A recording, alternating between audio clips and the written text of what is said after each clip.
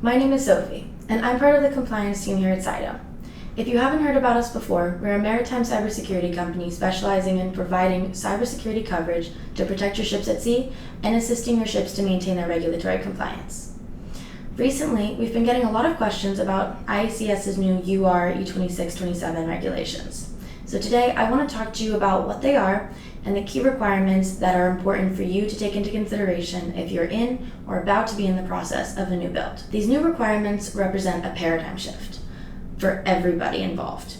The new requirements do not just require a few small changes, but instead represent a dramatic shift from where we are now to a future where the entire process of building a ship and maintaining it at sea needs to include the cyber perspective. For ship owners and their IT teams, the transition into the future means that they need to work differently tomorrow than they do today. For example, before, the ship owner could just give specifications to the shipyard and simply say, "These are the types of computer, software vendors that I want. Please work with these." Now, if the ship owner doesn't take on the new responsibilities assigned to him, the shipyard might say that this design or system won't work anymore. Maybe you were able to use this on your old ships, but you can't use it in this one. We need new designs, please. And you'll be left losing money and behind schedule. This represents a major paradigm shift. It means that to transition into the future successfully, the ship owner and their IT teams now need to be involved in the purchasing, architecture, design, all of it. They can't just say, let the shipyard handle it. The bottom line is, technology is changing the shipping industry. UR E26-27 is telling us the future of maritime cybersecurity is here now. And we want to help you understand what it means for you so you can be prepared. So let's start with the basics.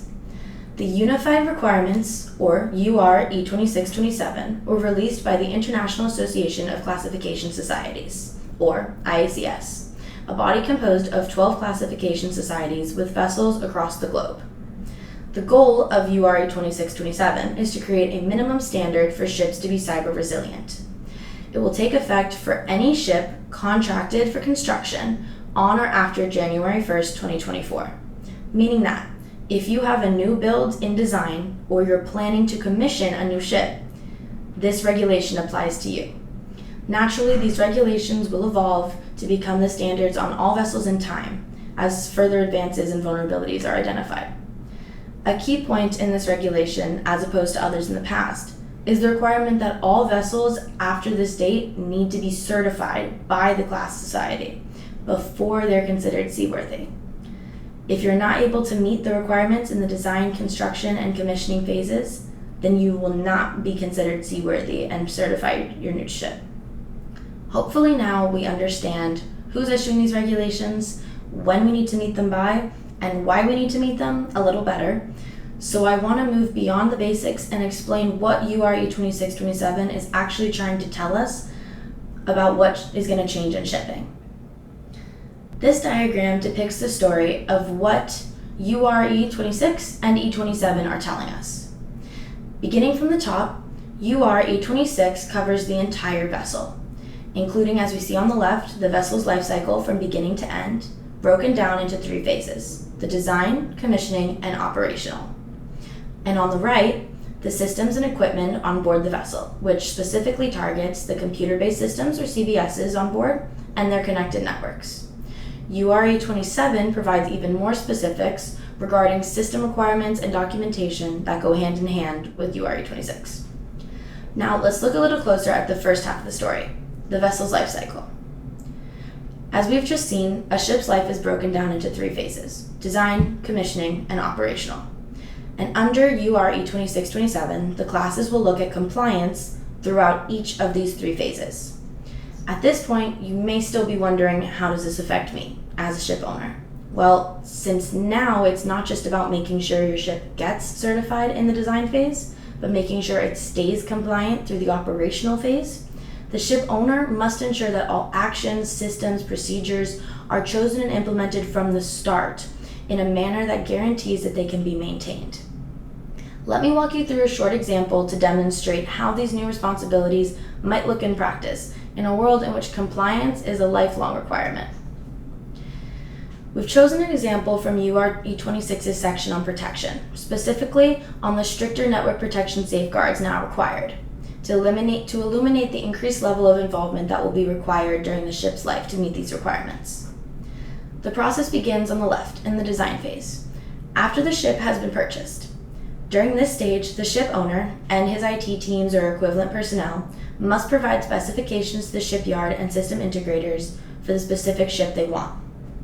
These design plans or specifications need to include designs of the network, IT, and OT hardware and software that will meet the requirements, identification of suppliers or vendors whose systems or products are compliant, both to check the boxes for certification and so that they can remain compliant after the ship is in operation.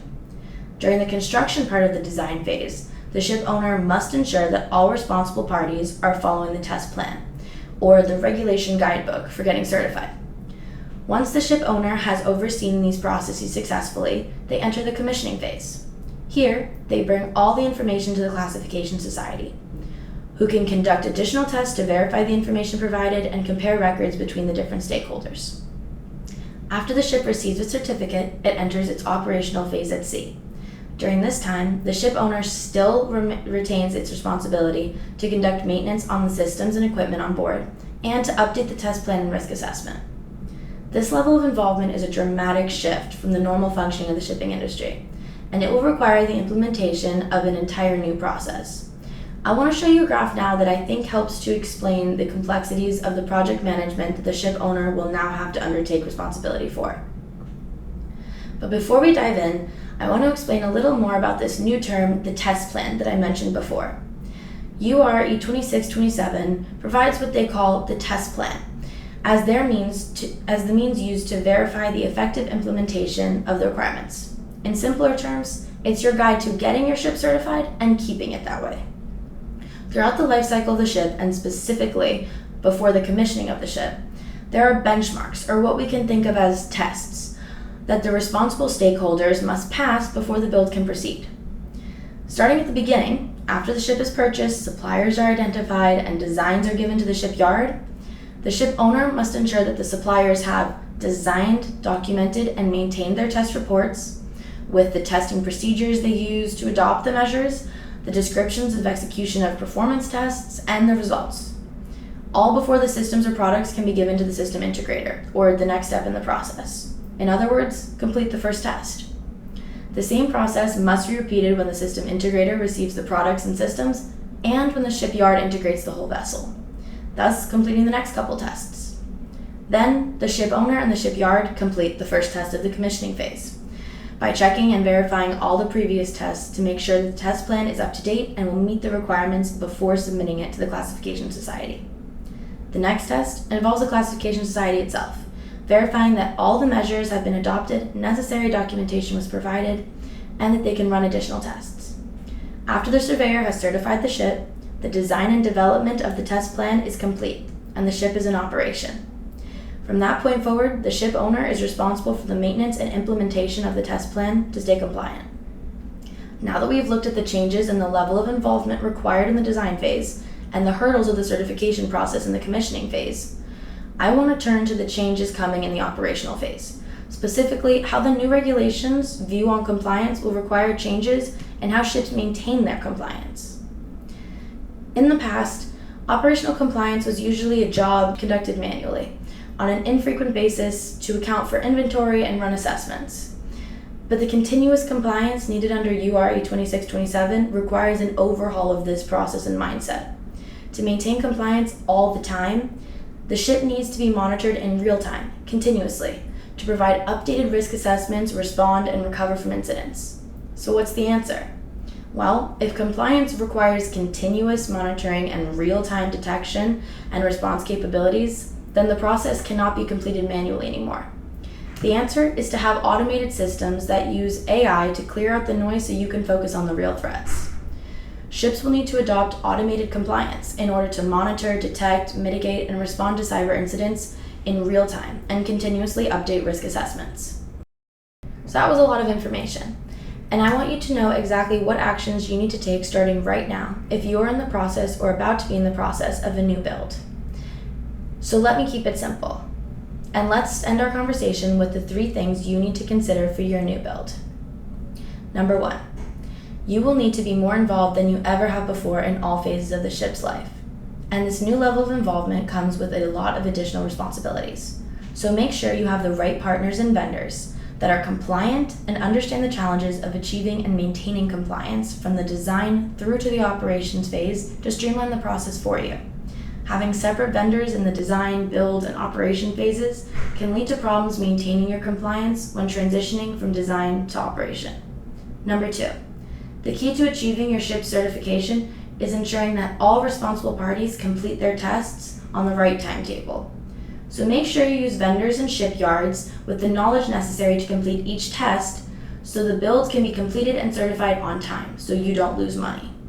And lastly, number 3, make sure that you implement the right systems on board from the beginning so that you will be able to automate compliance and maintain your certificate when the ship's in operation.